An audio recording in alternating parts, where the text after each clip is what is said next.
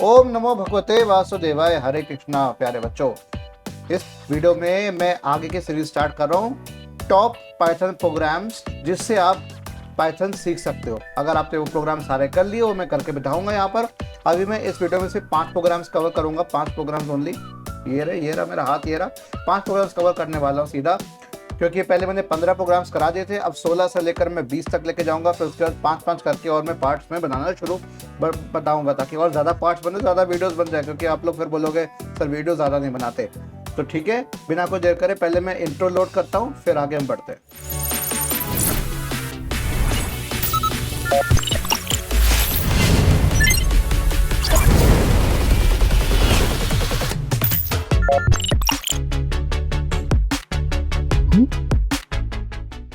अब हम आगे बढ़ते हैं। यहाँ पर आपको दिख रहा होगा, मैं वापस अपने स्क्रीन पे चला जाता हूँ। यहाँ पर आप लोगों को अब दिख रहा होगा कि मैंने ऑलरेडी प्रोग्राम एक जगह लिख रखा है, तो मैं प्रोग्राम को इसको अलग से टाइप करना चाहता हूँ, अलग से।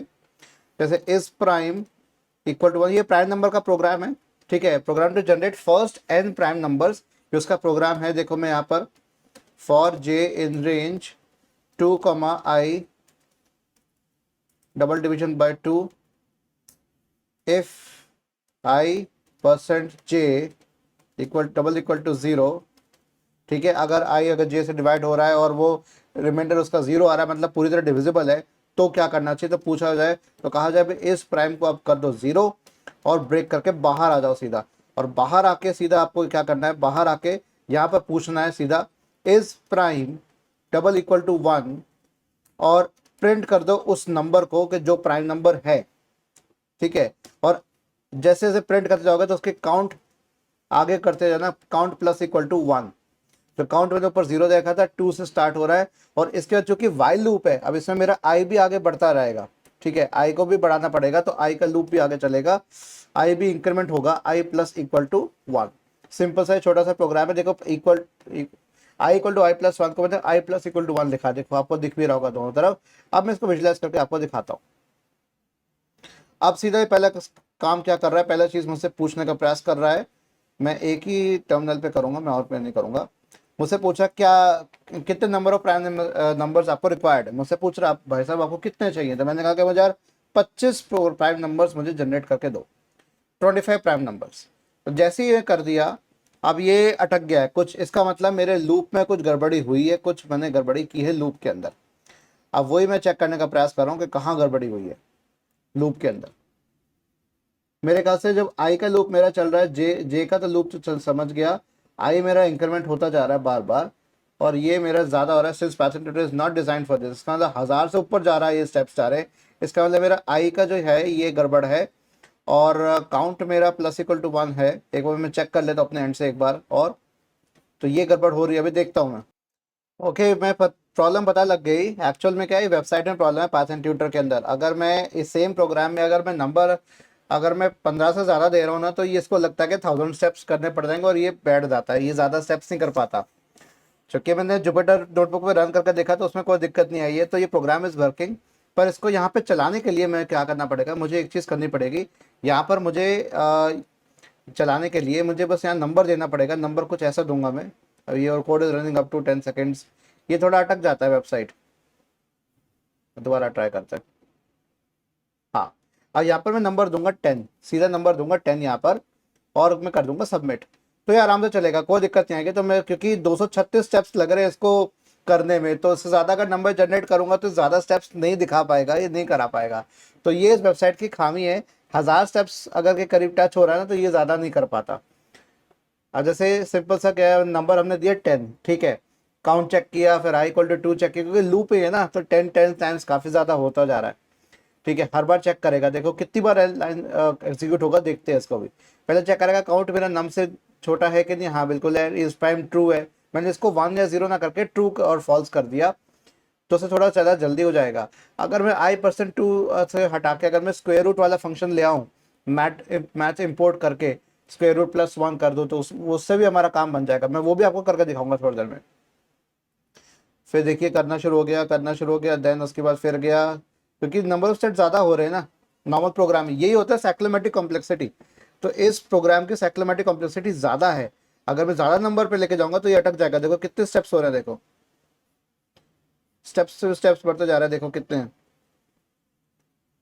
सिर्फ 10 नंबर जनरेट करने के लिए प्रोग्राम को हर बार देखो कितने इफ लूप्स हैं, कितने फॉर लूप्स हैं, दो लूप्स हैं, ठीक है। उसके अंदर आपके अभी करते करते देखो ये पहुंचता जा रहा है, देखो कितने स्टेप्स मुझे करने पड़ रहे। तो इसलिए प्रोग्राम एक्सटेंसिव है, ये प्रोग्राम हार्डवेयर पर जोर डालेगा। तो इस तरह के प्रोग्राम्स की कॉम्प्लेक्सिटी ज़्यादा होती है। तो मैंने साइक्लोमेटिक कॉम्प्लेक्सिटी का वीडियो ऑलरेडी बना रखा है, उसको जाकर ज़रूर चेकआउट कर लेना और बताना कि कैसा लगा वो चीज़, ठीक है।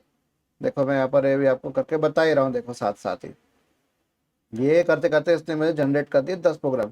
क्योंकि इसके बाद फिर चेक करता रहेगा, सारे प्रोग्राम चेक करेगा, हर एक नंबर चेक करेगा, i% 2 तक। आई डिविजल बाय 2 इंटीजर डिवीजन है, तो मेरा जो भी आई नंबर जनरेट हो रहा है 2 से लेकर जनरेट हो रहा है सीधा मेरा आगे, ठीक है। i=2 तो मैंने सेट कर दिया, लेकिन उसकी कोई लिमिट नहीं रखी। i%2 मेरा तब तक चलता रहेगा, रेंज तब तक चलती रहेगी। i%j जब तक चलता रहेगा तब तक i+1 मेरा होता जा रहा है। या तो i+=1 इसको मैं अंदर रख दूं, जैसे कुछ कर दूं, उससे अच्छा फर्क पड़ जाए थोड़ा। ये मेरा बढ़ता जा रहा है, बढ़ता जा रहा है, बढ़ता जा रहा है।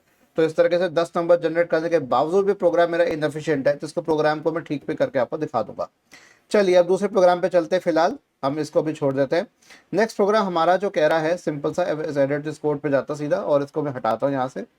सिंपल, अब ये हमें roots of a quadratic equation मुझे निकालना है। सिंपल सा फंडा ये, इसका मैं ऊपर जो भाग है प्रोग्राम का मैं वो कॉपी कर लेता हूँ, यहाँ पोस्ट कर देता हूँ मैं सीधा, फ्रॉम मैथ इम्पोर्ट SQRT, ठीक है।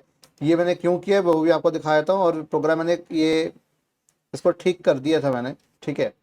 अब मैं इसको ये सेटिंग इसकी सारी ठीक ठाक कर दूं ताकि कोई दिक्कत ना रहे, ठीक है। b/,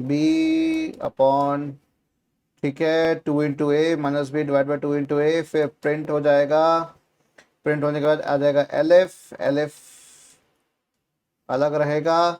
इसकी प्रिंट स्टेटमेंट कुछ इस तरह से रहेगी, ये R1 R2 इधर आ जाएंगे, और ये प्रिंट स्टेटमेंट दोनों भी देखो टैब लग के मैंने आगे कर दिया। एल्स इधर आ जाएगा, एल्स के नीचे ये आ जाएंगे दोनों, रियल पार्ट और इमेजिनरी पार्ट भी आ जाएंगे SQRT। अगर मैं ऊपर फ्रॉम मैथ इंपोर्ट SQRT ना करके सिर्फ इंपोर्ट मैथ करता तो मुझे यहाँ पर math.sqrt करना पड़ता था। ये दिक्कत कई बार आ जाती है, तो ये चीज़ का आपको ध्यान बेशक रखना है, ठीक है। ये देखिए मैंने यहाँ पर कर दिया ये चीज़। फिर एल्स मेरा आ जाएगा, ये एल्स मेरा बाहर वाला एल्स है, क्योंकि ऊपर वाला जो इफ है उसका एल्स है ये। और print not a quadratic equation, सिर्फ मुझे इसको विजुलाइज करना है सीधा। अब ये विजुलाइज करने के देखो एक स्टेप 1 और 1 टोटल कितने स्टेप्स चलेगा देखते हैं इसका। पहले पूछा फर्स्ट कोफिशिएंट, अब जैसे a² + 2ab + b², तो पहला कोफिशिएंट क्या हो गया a² मतलब 1, दूसरा 2ab, दूसरा कोफिशिएंट क्या हो गया 2, ठीक है। और तीसरा क्या हो गया c² है ना, तो तीसरा कोफिशिएंट क्या हो गया a² x² + 2xy + y²। अगर ये इक्वेशन लिखी जाए तो इसमें 1 2 और 1 आएगा। तो 1 2 और 1 अगर मैं करूंगा तो कितना आता है, पहला कोफिशिएंट मैंने दे दिया 1, दूसरा कोफिशिएंट मैंने दे दिया 2, और तीसरा कोफिशिएंट मैंने दे दिया 3। सॉरी 1 2 3 कर दिया मैंने, लेकिन ये इमेजिनरी, इसमें इमेजिनरी रहेगा। अगर x² + 2xy + 3 है, तो अगर इस तरह की इक्वेशन है x² + 2xy + 3, मैं आपको दिखा भी देता हूँ करके एक बार, मैं आपको अभी लिख के भी दिखा देता हूँ। Let me open up my word, फटाफट आपको मैं इक्वेशन लिख के दिखाता हूँ कौन सी इक्वेशन मैं कह रहा हूँ आपसे। मैं कुछ इस तरह की इक्वेशन कहना चाह रहा हूँ। x², मैं इसको यहाँ पे इंसर्ट करता हूँ और इंसर्ट करके आपको इक्वेशन बना के दिखा देता हूँ यार, क्या कहते हो। यस, x², ठीक है, इसको मैंने कर दिया x² + 2xy + 3। अगर इस तरह की इक्वेशन है तो मेरा पहला इसमें क्या है, पहला कोफिशिएंट मेरा आ गया 1, ठीक है, दूसरा कोफिशिएंट आ गया 2 और तीसरा कोफिशिएंट आ गया 3, ठीक है। इस तरह के इक्वेशन मैंने अगर दिए यहाँ पर 1x² + 2xy + 3, तो इस तरह के इक्वेशन के रूट्स कैसे आएंगे, होल्ड ऑन, राइट। अब यहाँ पे इसी तरह के इक्वेशंस का हम इस्तेमाल कर रहे हैं। तो 1 + 1 2 और 3 मैंने 3 दिए, राइट, आपको अब दिख रहा होगा ये चीज़। तो मैंने अब दे दिया 1 2 और 3 दिख रहा है ना। अब इसके अंदर देखो मेरा, अब आगे चलता हूँ मैं स्टेप पे, फिर चेक किया जाएगा क्या a मेरा ≠ 0 है, अगर हाँ है तो अंदर जाएगा, ना है तो सीधा एल्स पे चल जाएगा। सिर्फ ए को ही चेक करना है मुझे। तो क्वाड्रेटिक इक्वेशन कब कहलाएगी, जब तो डिग्री 2 वाला जो एक पार्ट है जिसकी डिग्री 2 है, मतलब स्क्वायर है, जिस टर्म की डिग्री 2 है, वो अगर 0 हो गया कोफिशिएंट तो वो हट जाएगा, तो क्वाड्रेटिक इक्वेशन कहला ही नहीं जाएगी। इसीलिए हमने चेक किया उसको। फिर आगे बढ़े, आगे बढ़े, फिर डी निकाला, डी निकला इसका -8। चूंकि डी नेगेटिव आया, अब डी नेगेटिव आया तो उसका रूट क्या आएगा, इमेजनरी आएगा। डी नेगेटिव होते ही इमेजनरी आएगा। फिर चेक किया, डी नेगेटिव आया, डी ग्रेटर देन 0 है, नहीं। फिर सीधा एल्स में चला गया, नीचे चला गया। देखो कैसे प्रोग्राम फ्लो बन रहा है आपका, ठीक है। फिर सीधा रूट्स आर इमेजनरी, सीधा प्रिंट हो जाएगा, रूट्स आर इमेजनरी। देखिए ऊपर प्रिंट हो गया, रूट्स आर इमेजनरी आ गया यहाँ पर। अब देखिए यहाँ पर क्या हो रहा है, इसको थोड़ा और मैं कम कर देता हूँ ताकि आपको अच्छे से दिख जाए। अब इसका आ गया रियल पार्ट, रियल पार्ट होगा -1 और इमेजनरी पार्ट आ जाएगा 1.4142। अब 1.4142 क्या है, ये है आपका, जहां तक मुझे पता है 1.41 आता है √2, ये √2 है। अगर √8 निकालोगे तो क्या आएगा वो चीज आएगी ना, नेगेटिव में आएगा, राइट। इसके बाद सीधा आंसर आ गया आयोटा -1.0 प्लस आयोटा 1.4142 समथिंग आ गया। ये हो गया √2। मैं आपको बता भी देता हूँ, देखो √2 स्क्वायर रूट ऑफ 2, देखो सिंपल, मैंने सर्च कर लिया, आ गया, this is square root of 2। तो स्क्वायर रूट ऑफ 2 के मेरा यहाँ पर आ गया -1 प्लस आयोटा √2, सिंपल। आयोटा हो गया अंडरस्कोर रूट -1, तो रूट -1 का आपका फंडा आ गया, राइट। तो ये चीज हो गई रियल पार्ट इमेजिनरी पार्ट, ये काम खत्म। तो ये मैंने प्रोग्राम को एग्जीक्यूट करके दिखा दिया। अब नेक्स्ट प्रोग्राम बढ़ते हैं। नेक्स्ट प्रोग्राम है हमारे पास, टिपिकल सा नहीं है ये, सिंपल सा प्रोग्राम ही है। यहाँ पर सिंपल सा एक आ रहा है कि एक पाइथन फंक्शन है मेरे पास, या प्रोग्राम में फंक्शन के थ्रू करने का प्रयास कर रहा हूँ। क्या कर रहा हूँ, प्रिंट करना है मुझे नंबर्स 0 से लेकर n से लेकर 0 तक यूजिंग रिकर्जन। तो रिकर्जन जब शब्द आ गया इसका मतलब फंक्शन का इस्तेमाल किया जाएगा। तो मुझे क्या करना है, सिंपल एक फंक्शन डिफाइन करना है, प्रिंट अंडरस्कोर टिल 0 तक प्रिंट करना है, और इनपुट लेना है मुझे n, राइट। n से लेकर 0 तक प्रिंट करना है। अब यहाँ पे मैं चेक करूंगा n = 0 और कर दूंगा रिटर्न, फिर प्रिंट n कर दिया, और n मेरा डिक्रीमेंट होता जाएगा, n -1, और फिर जब मैंने फंक्शन को दोबारा कॉल किया, मैंने अंदर ही कॉल किया, फंक्शन के अंदर फंक्शन को कॉल करना ही रिकर्जन कहलाता है, ठीक है। 0 n। अच्छा ध्यान रखना, मैंने गलती से कैपिटल N लिख दिया था, तो कैपिटल N नहीं होना चाहिए, क्योंकि कैपिटल N और स्मॉल n दो अलग अलग वेरिएबल्स बन जाएंगे, दो अलग ऑब्जेक्ट बन जाएंगे, ठीक है। अब इसके बाद मुझे बस क्या करना है, प्रिंट टिल 0, और यहां मैं पास कर दिया नंबर, सिंपल। या फिर मैं यहाँ पे यूजर से पूछ सकता हूं कि कहां तक है, तो मैं यहाँ पर सिर्फ एक एंटर कर दूंगा, सीधा मुझसे पूछ लेगा और उसके बाद ये कर लेगा। तो या तो मैं इसी के अंदर ही मैं इंटीजर करके दे देता हूँ, इंट इनपुट। या आप देख सकते हो कि ये वाला जो हिस्सा किसका हिस्सा है, इसके साथ वाले ब्रैकेट का हिस्सा है, ये वाला किसका हिस्सा है, इसके साथ वाले का है ये, ठीक है। और ये लास्ट वाला हिस्सा है पहले वाले का, okay. Enter any number, right, इस तरीके से कर दिया, काम खत्म। इसको हमने एग्जीक्यूट करना है, ठीक है, चल जाएगा। सीधा पहले फंक्शन के पहले उसने देखा, तो हमेशा पहले जाएगा फंक्शन मेरे डिफाइंड है कि नहीं है। तो फंक्शन जैसे डिफाइन हो गया तो सीधा जाएगा ढूंढने, कहाँ गया, देखो कैसे गया, ये देखो गया, ये ढूंढने गया, फंक्शन मिला कि नहीं मिला, ऑब्जेक्ट मिला कि नहीं मिला इसका। तो ऑब्जेक्ट मुझे मिल गया print till 0n, global frame में प्रिंट टिल 0n मैंने दे रखा है, और ऑब्जेक्ट उसने खोज कर निकाल दिया। अब इसको ऑब्जेक्ट में मैं फिर आगे दूंगा, इसमें नंबर मुझे एंटर करने को बोल रहा है, मैंने कहा 8। जैसे मैंने सबमिट किया तो n के हो गए 0.8, ठीक है, क्योंकि ये फंक्शन कॉल हुआ मेरा। सब रूटीन, रूटीन का सब रूटीन, मेन फंक्शन का एक पार्ट फंक्शन, क्योंकि मेन फंक्शन आपका मेन आपका चल रहा है। ये मैं आपको दिखाऊंगा इसके अंदर मेन फंक्शन भी कैसे आता है, ठीक है। आगे चला, ठीक है, आगे चला, ये चला, ये चला, ये चला, 7 6 5 4 3 2 और 1। देख रहे हो ये चीजें कैसे हो रही है, ठीक है। अब एन तक जाएगा 0, तब तक n 0 ना हो जाए तब तक, फिर जाएगा, फिर देखेगा फिर -1 हुआ, इसके बाद क्या हो जाएगा, इसके बाद मेरी वैल्यू आ जानी चाहिए, मेरी n की वैल्यू हो जानी चाहिए थी मेरी। अब 0 होने के बाद क्या, -1 पे जाएगा सीधा, 0 होने के बाद क्या होगा, -1।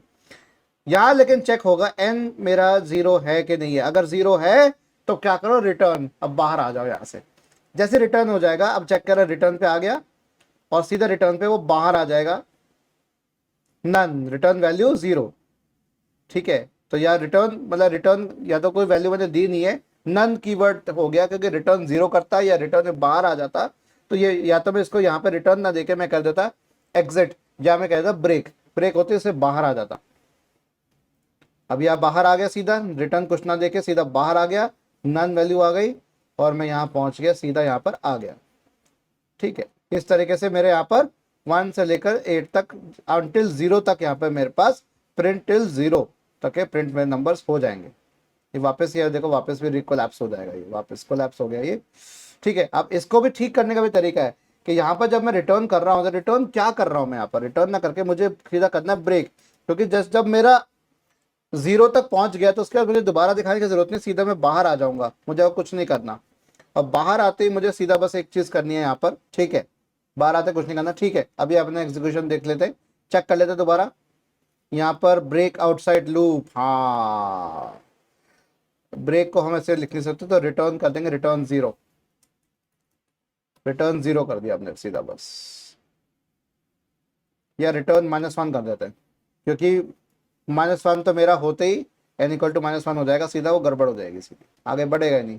सीधा मैंने कर दिया 10, अब 10 तक करेगा तो 10 टाइम्स आपका देखो 10 n से लेकर 10 से लेकर 0 तक दिखाने के लिए रिकर्शन में देखो कितने स्टेप्स बढ़ जाते हैं, 66 स्टेप्स होगा, देखो ये देखो 9 8 7 6 5 4 3 2 और 1, इसके बाद 0 प्रिंट हुआ नहीं हुआ, नन आ गया, रिटर्न वैल्यू सीधा आता है और फिर वापस कोलैप्स भी कर जाएगा। तो जैसे एक्सपैंड हो रहा है वैसे कोलैप्स भी करता जाएगा, इस तरीके से होगा टिल 0।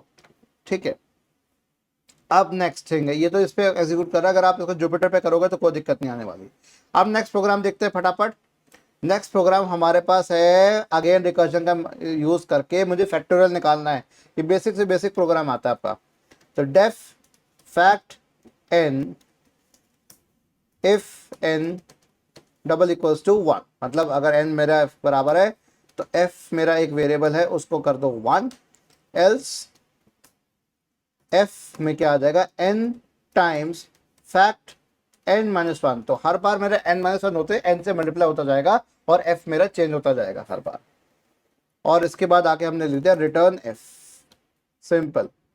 अब मेन प्रोग्राम आ गया मेरा, num equals to int input enter an integer, ठीक है, और ये मैंने पास कर दिया रिजल्ट इक्वल्स टू, अब ये रिटर्न करेगा किसको, रिजल्ट को, जो रिटर्न एफ हो रहा है किसमें जाएगा, इसमें जाएगा, fact num print the factorial of. अब इसको मैं ऐसे भी कर सकता हूं, मैं इसको यहाँ पर एफ स्ट्रिंग देता हूं, एफ स्ट्रिंग देके देखो मैं कैसे लिखता हूँ, जैसे लेफ्ट साइड में आपको दिख रहा है कैसे लिखा हुआ पुराने तरीके से, यहाँ एफ स्ट्रिंग देके लिखता हूँ। एफ स्ट्रिंग में देके मुझे बस यहाँ पर नंबर देना है, मुझे नंबर, ठीक है, और इज ये कर देना है सीधा मुझे, और एंड कर देना है, ये मेरा काम हो गया। इसको भी देखता हूँ कि वे चल रहा है कि चल रहा, चलना चाहिए मेरा, सिंपल इज में आ जाएगा रिजल्ट। अब ये मेरा काम हो गया, अब क्या ये करेगा रन, यस करना चाहिए रन, सिंटैक्स में अच्छे से दिखा नहीं रहा लेकिन ये इसमें करेगा।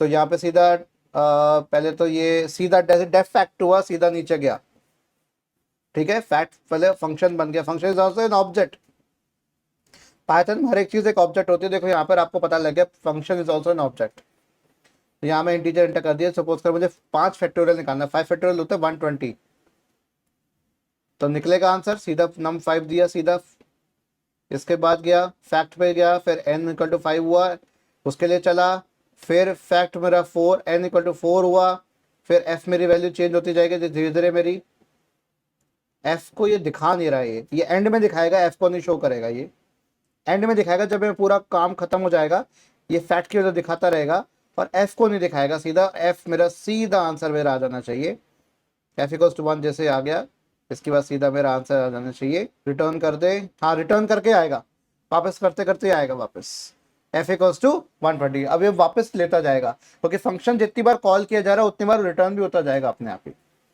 एफ रिटर्न करता जाएगा हर एक से, और एंड में मेरे पास रिजल्ट आ जाएगा 120। तो जैसे बढ़ता गया फिर पीछे कोलैप्स करता गया, ठीक है, एक्सपैंड एंड कोलैप्स, ये होता है रिकर्जन वाला फंडा। चलिए और आपको दिखाता हूँ प्रोग्राम नंबर 20। अब चलते हैं एडिट कोड करके प्रोग्राम नंबर 20। सिंपल क्या करना है, ये हमारे यहाँ पर हमें नंबर्स डिस्प्ले करने हैं using a list, n numbers हमें उनका सम डिस्प्ले करना है। तो मैंने नंबर्स की एक मैंने एम्प्टी लिस्ट बना दी और मैंने कहा कि नम जो है मेरा इंट इनपुट, मैं इनपुट लिए जा रहा हूँ और पूछ रहा हूँ how many numbers do you want, question पूछ लिया मैंने और यहाँ स्पेस दे दिया। अब उसके बाद मैं यहाँ एंटर कर दूंगा कि भाई कितने नंबर्स आपको चाहिए, तो वो नम के अंदर चला जाएगा, ऑब्जेक्ट पे चला जाएगा। फिर मैंने एन दिया इन रेंज नम, ठीक है, फॉर लूप चला दिया मैंने, एक्स मैंने दे दिया इंटीजर इनपुट एंटर नंबर। अब ये एक्स क्या काम कर रहा है, ये मेरा क्या कर रहा है, अपेंड करेगा ये चीज, sum of n numbers using a list, sum of n numbers using array dot pi, append करता जाएगा, रेंज है। लेकिन अगर प्रोग्राम के हिसाब से देखें तो ऐसा नहीं करना चाहिए, एक बार चेक कर लेता हूं मैं, फिर भी जो मुझे लग रहा है प्रोग्राम मुझे लगता है गड़बड़ है। अपेंड करता जाएगा, अगर अपेंड करेगा तो अपेंड में मेरे ख्याल से जुड़ना चाहिए, अपेंड में नंबर्स जो हैं वो जुड़ रहे होंगे, प्रिंट करता जाए some of numbers in the given list is, यहाँ मैं एफ स्ट्रिंग लगा दूँ आगे में, जब भी इस तरह से दिखाता हूँ मैं एफ स्ट्रिंग लगा देता हूँ, सम नंबर्स, फंक्शंस मेरा वहाँ पे आप call functions call function sum of number, अच्छा सम यहीं पर मैंने कर दिया, ओ सम फंक्शन बुला लिया मैंने, ठीक है,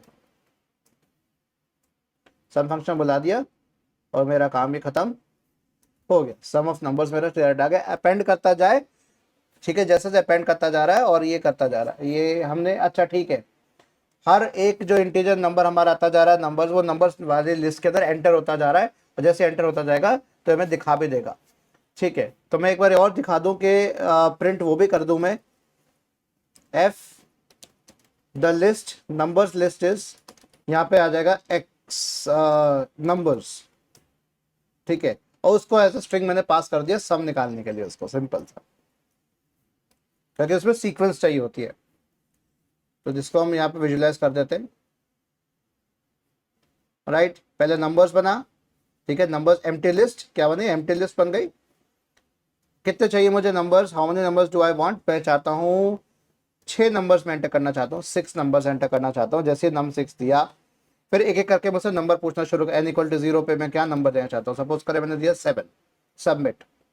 फिर नेक्स्ट नंबर दिया मैंने, देखो अब देखो लिस्ट बनती जा रही है बच्चों, साथ साथ लिस्ट पे ध्यान देना बच्चों, मैं इसको और बड़ा कर ऐसे कर देता हूँ, राइट। अब देखो ध्यान से, ठीक है, नेक्स्ट बड़ा, एंटर नंबर, यहाँ मैंने कर दिया 4, ठीक है, नेक्स्ट आ गया 4, जैसे क्या तो चला गया 4, तो लिस्ट मेरा 0 से लेकर 6 तक बनेगा, इसकी जो नंबरिंग होगी, ठीक है। एंटर नंबर 9, ये होने 9 के बाद मैं दे दिया 3, 3 होने के बाद सीधा जाएगा, मैंने दे दिया 8। देखिए रैंडमली नंबर दे रहा हूं, मुझे 6 नंबर एंटर करने, 4 एंटर कर चुका हूं, तो ये मेरा हो जाएगा 8 भी एंटर हो गया, अपेंड होता गया फिर से, ये क्योंकि लूप चल रहा है यहाँ पर बार बार, ठीक है, जब तक वो मेरा रेंज कंप्लीट नहीं हो जाती। अब आखिरी नंबर मुझे देना, आखिरी नंबर मैंने दे दिया 1, सिंपल, और जैसे ही 1 दिया तो उसके बाद मेरा नंबर सीधा चला गया और अपेंड होके मेरा कंप्लीट, क्योंकि ग्रीन हो गया ना, ये एग्जीक्यूट हो गया, वापस उस पर चला गया। अब इसके बाद कोई और नंबर देना, वो 6 के बजाय 7 हो जाता, तो जैसे ही ये बाहर आ जाएगा, बाहर आके ये लिस्ट शो कर देगा, लिस्ट ये रही मेरी, और इसके बाद इसका सम जो है वो भी शो कर देगा, सम ऑफ नंबर्स, यहाँ में सीधा शो जैसे एग्जीक्यूट करने आएगा, और इसे मैंने बता दिया 7 + 4 + 9 + 3 + 8 + 1, 7 और 4 11, 11 और 9 20, 20 में 3 आया 23, 23 और 8 और 1 मतलब 23 और 9, 32 हो गया अब तक। 23 और 9 32 आ गया, 9 3 12 है ना, 23 और 9 32। तो इस तरीके से बच्चे आप लोग इसको रन करके दिखा सकते हो। तो देखो लिस्ट कैसे बन के दिखा रहा है आपको, एरे की तरह बन के दिखा रहा है। तो ये आपका बहुत बढ़िया तरीका होगा अगर आपको ये देखना है कि काम कैसे हो रहा है। ठीक है, इसको मैं इस तरह से कर देता हूं, राइट। ओके, तो ये मेरे हो गए 20 प्रोग्राम्स हो गए, 1 2 3 4 और 5 5 प्रोग्राम मैंने आपको रन करके दिखा दिए। सो इसी के साथ मैं वीडियो को यहीं पर रोकना चाहता हूँ और वापस अपने इंट्रो सीन पे आ जाता हूँ। तो कैसा पसंद आया आपको, कैसा मजा आया इसके अंदर। जैसे मैंने आपको 5 प्रोग्राम रन करके दिखाए, बीच में कोई गड़बड़ी भी हुई थी वो सब सॉल्व कर दिया। तो प्लीज अगर अभी भी अगर आप लोगों ने मेरा चैनल सब्सक्राइब नहीं किया है, सब्सक्राइब मतलब फ्री, सब्सक्रिप्शन फ्री है प्यारे बच्चों, एकदम फ्री है, कोई पैसा नहीं लगता सब्सक्रिप्शन में। ये नेटफ्लिक्स और ये सब सब्सक्रिप्शन नहीं आता। यूट्यूब में सब्सक्राइब मतलब फ्री में सब्सक्राइब, कोई पैसा खर्च नहीं करना। तो सब्सक्राइब करना मत भूलना, लाइक कर दो और कमेंट जरूर करना, नहीं तो एल्गोरिथम, यूट्यूब के एल्गोरिथम और बच्चों तक फायदा नहीं पहुंचा पाएगी। आपको ही फायदा पहुंचाना है दूसरे बच्चों के लिए जिनको पैटर्न सीखनी चाहिए, कैसे सीखनी चाहिए। हो सकता है ये प्रोग्राम बच्चे बनाने का प्रयास कर रहे हो और शायद ये वीडियो उनकी और मदद कर सके। तो इसी के साथ ओम नमो भगवते वासुदेवाय, हरे कृष्णा।